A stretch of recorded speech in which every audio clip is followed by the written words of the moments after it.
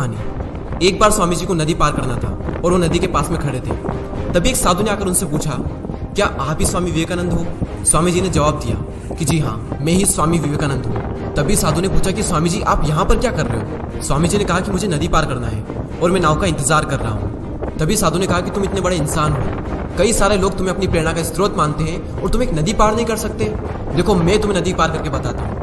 तभी उस साधु ने पानी पर चल करके उस नदी को पार किया और फिर से पानी पर चल करके स्वामी जी के पास लौट कर आए और बोले कि देखो मेरे पास इतनी शक्ति है, मेरे पास इतना टैलेंट है, मेरे पास इतना ज्ञान है, उसके बावजूद भी मुझे कोई नहीं जानता।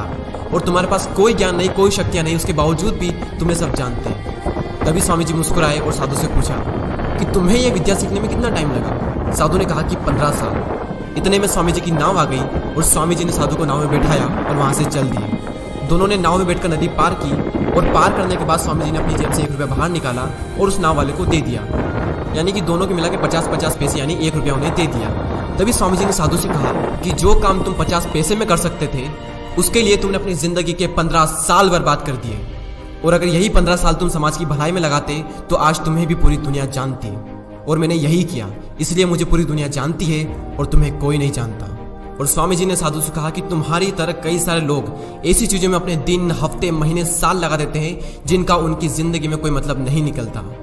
इसलिए अपने टाइम को ऐसी जगह पर लगाओ जहाँ पर उसका एक्चुअल में कोई सेंस निकले, क्योंकि टाइम से बढ़कर इस दुनिया में कोई भी इंपॉर्टेंट चीज़ नहीं है। अगर समय बर्बाद तो जिंदगी बर्बाद।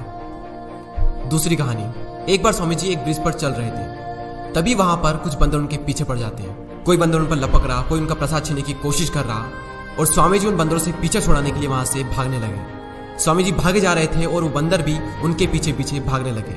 तभी एक आदमी ने स्वामी जी से कहा कि तुम डरो मत, इनका सामना करो। तुम जितना ज़्यादा इनसे डरोगे ये तुम्हें उतना ही ज़्यादा डराएंगे। तभी स्वामी जी पीछे मुड़ते हैं और आंखें निकाल कर उन बंदरों पर जोर से चीखते हैं और तभी सारे बंदर वहां से दुम दबाकर भाग जाते हैं। और उन्हीं बंदरों की तरह होते हैं हमारे नेगेटिव थॉट्स, जिनसे हम डरते हैं। और जितना ज़्यादा हम इनसे डरेंगे ये हमें उतना ही ज़्यादा डराएंगे। इसलिए नेगेटिव थॉट्स और डर से डरो मत, बल्कि उनका सामना करो। इनसे तुम जितना ज़्यादा डरोगे ये तुम्हें उतना ही ज़्यादा डराएंगे। और अगर तुम इनका सामना करते हो तो नेगेटिव थॉट्स और डर भी एक दिन तुमसे डर जाएगा